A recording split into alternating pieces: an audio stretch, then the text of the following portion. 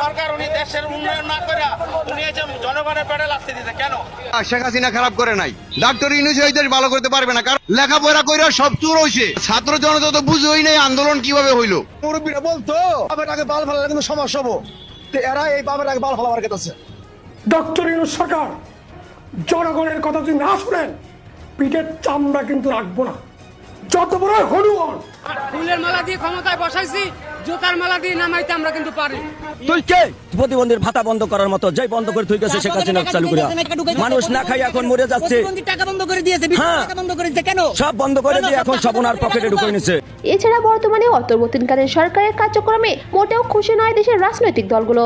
এরা কি আসলে যোগ্য সরকার চালানোর জন্য? তাদের কি ব্যক্তিগত ম্যানেজমেন্ট ক্যাপাসিটি আছে? এটা নিজেরে জিগা কেন পাবলিক সে 5 আগস্টের পর থেকে একটা দিনও ভরসা রাখতে পারছে না তোদের উপরে। সকালে এক দুশ্চিন্তা তো রাতে আর এক দুশ্চিন্তা।